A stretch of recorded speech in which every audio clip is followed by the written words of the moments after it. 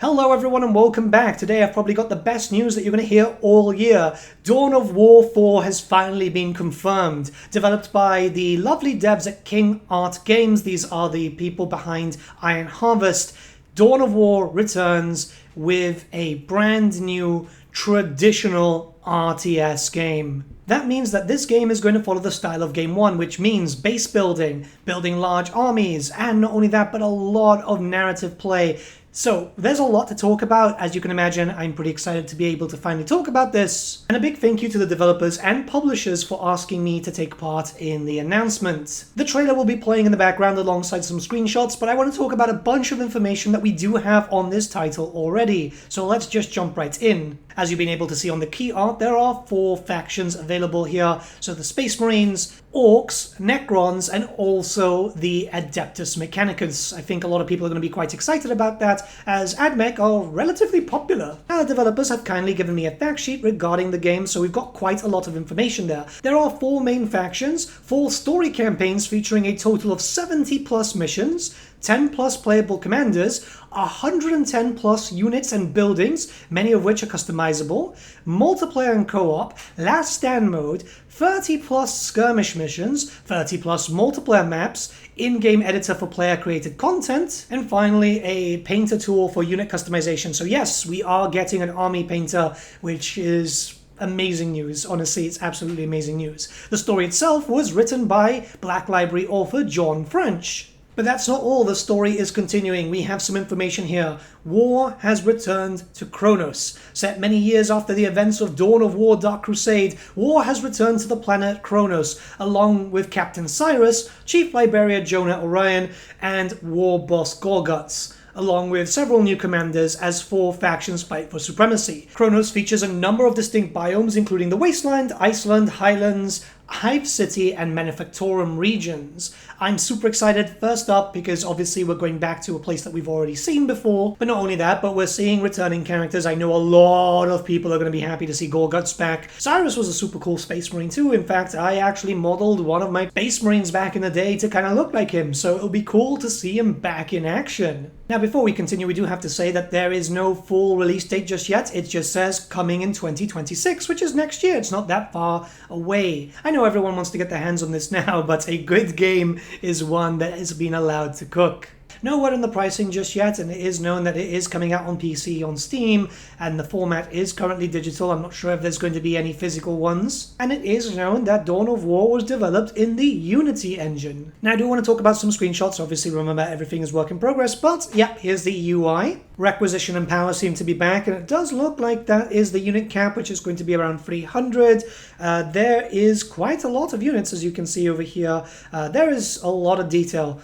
Pretty much this looks all combat style. This just basically looks like how, I guess, everyone saw Dawn of War 1 originally. On the minimap we can see some buildings being built up and so on, because those squares kind of look like base building, which is cool. I think a lot of people missed that because Dawn of War 2 just kind of went away with that, and then, well, Dawn of War 3 never happened, so yeah. It does look like there's a lot of keybinds, and it does look actually that everything has been modernized, right? So there is...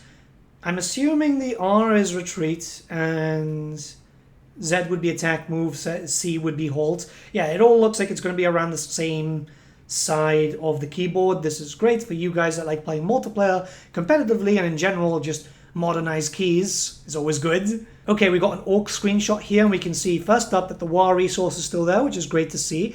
We have a lot of modernized units, because we can see like the Squig Riders and so on, which is very, very cool. This is a big map too, it looks like, at least. And yeah, a build menu, a big build menu there.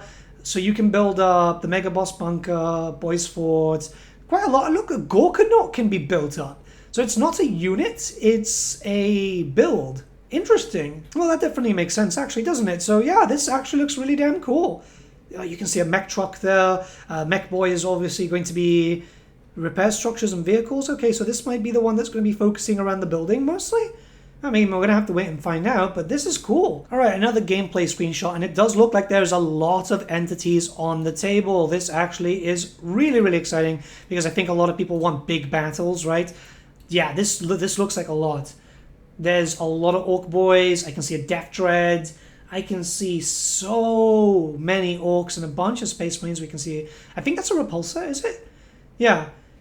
Yeah, I think that's a repulsor at least. There's a lot of space marine stuff, and mostly I focused on infantry lines for my soul drinkers, and I really should paint them up at some point. One thing I hadn't noticed before, it looks like you can actually put some units into reserve, so I guess deep striking still returns, which is very, very cool, because at the end of the day, you know, that's a big tactic for a lot of Blood Raven stuff.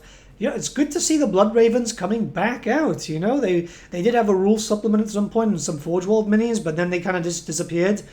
I mean, we know why they disappeared, because, yeah. There's a bunch of screenshots, and oh my god, just seeing Imperial Knight. Oh, it just reminds me, I've got 2 in a box that I haven't done anything with yet. The pile of shame is real, boys. The pile of shame is real. But this is really, really cool to see this game. I am so excited. Gore Guts there looks freaking awesome. It's going to be really interesting to see how this game progresses. Obviously, it's still kind of early on, but we have to just be patient. I'm sure that the developers will be dropping a bunch of news as time progresses. Right now they're at Gamescom for the big reveal, but it's definitely very, very exciting to hear that a new dev is taking on the mantle of Dawn of War, giving their own spin on it. If you haven't played previous titles from these developers before, Iron Harvest is a fantastic title. It has evolved a lot over the years, and they have talk to their community so much. There is so much communication between these devs, so it's really comforting to hear that we're going to be getting a Dawn of War from them. I just realized in one of the screenshots that Cyrus has Phobos armor, which is great because I actually have some Phobos captains I haven't done anything with. Do I really want to start another army? Well, we'll see. I don't imagine it'll take too long until news starts dropping, well, more news starts dropping about the title, because I imagine now everyone's going to be ears perked, wanting to hear more. And I'm one of those people. I'd love to see what they've got planned for these campaigns. I love a good narrative. I just really love firing up Dawn of War and putting myself in an awkward position where I'm fighting like 2 versus 1, 3 versus 1, or just getting into a big map. This is obviously in like the original Dawn of War, where me and a friend will play against loads of AI and just see how long we can survive or if we can beat them. And I'm hoping that we have that similar thing here too. Coming in with an edit here, I hadn't noticed that there was something I'd missed. So when it comes to the campaign missions, it says here, fight through 70 plus epic campaign missions, co-written by the legendary Black Library author John French. We already know that.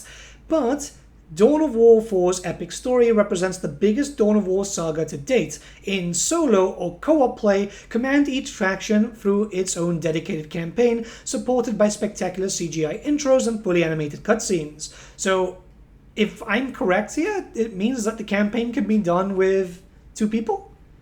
If that's correct, that should be quite exciting. I wonder how that would work, especially when you have to take into account base building and so on, but I guess time will tell. Yeah, that sounds pretty exciting. Alright, so I don't imagine it's going to be too long until we can talk about this once again, but until then, let me know what you guys think about this. I know there's a lot of people who have been hoping for a Dawn of War title, and it looks like it's almost in our hands. Let me know what you guys think in the comments below. Let's start a bit of a discussion, and I'll see you all again very, very soon. Have a great day, guys.